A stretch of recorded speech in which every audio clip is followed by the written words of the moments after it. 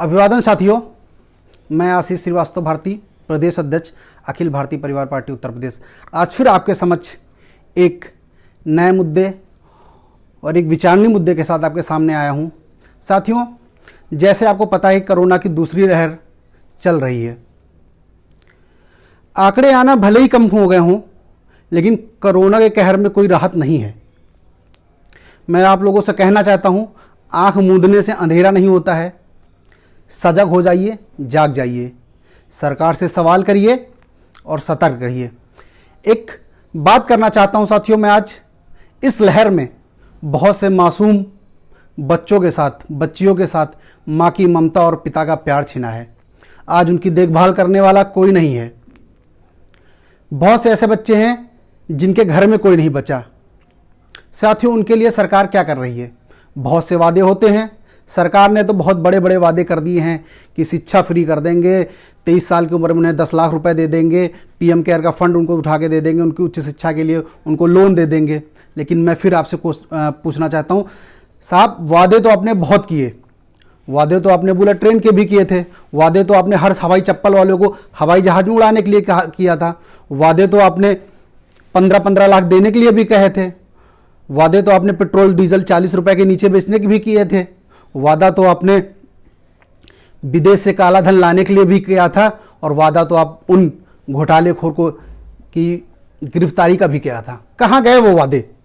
कैसे भरोसा करें आपसे लोग? साथियों, मैं चाहता हूं कि जो बच्चे आज मां की ममता और पिता के प्यार से वंचित रह गए हैं, साथियों, हम लोग को आगे बढ़ना होगा और उनके लिए सोचना होगा।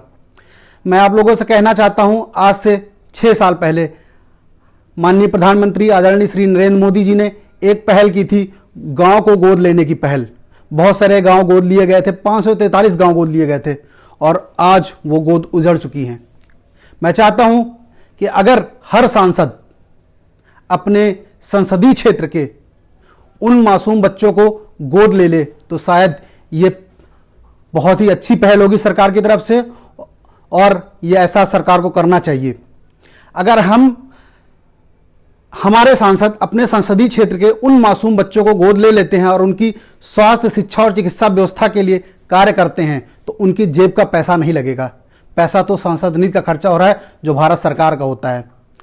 आज सांसद विधायक सोचते हैं हम सांसद निधि का पैसा जब देते हैं तो अपनी पॉकेट का पैसा दे रहे हैं। नहीं साथियों, वो पैसा भारत सरकार का है। आइए मैं बात करता हूं, आज से 4 दिन पहले जो ऐलान किए गए। ऐलान किया गया कि हर उन मासूम को शिक्षा दी जाएगी, चिकित्सा दी जाएगी और रहने की व्यवस्था की जाएगी। हाँ, वादे तो हुए हैं, लेकिन वादा क्या हुआ है वो भी आपसे बताता हूं।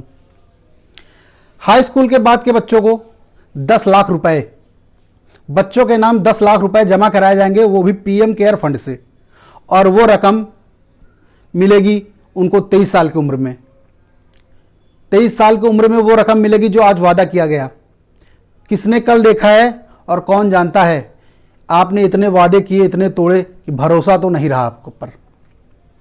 और फिर आप देंगे कहां से? पीएम केयर फंड से, जो फंड जनता से आपने खुद मांगे हैं। आपने भीख की तरह जनता से मांगा है पीएम केयर फंड, और उस फंड को आप देने की कोशिश करें। अगर आप देना ही चाहते हैं तो आपको भारत सरकार का फंड देना चाहिए, भारत सरकार में फंड देना चाहिए, या फिर आप पीएम केयर को एक अर्ध सरकारी संस्था बना दें, तब तो हो सकता है। नहीं तो ये जुमलेबाजी और ये वादे तो आपके चलते ही रहते हैं। साथियों, हमें 56 इंच का सीना नहीं चाहिए, हमें 56 इंच का दिमाग चाहिए। और साथियों, हमें चाहिए वो आदमी जो शेर की तरह सोचे और चीता की तरह चले, ना कि घड़ियाल की तरह आंसू बहाए। साथियों, फिर मिलेंगे इसी तरह आपसे। जय हिंद, जय भारत।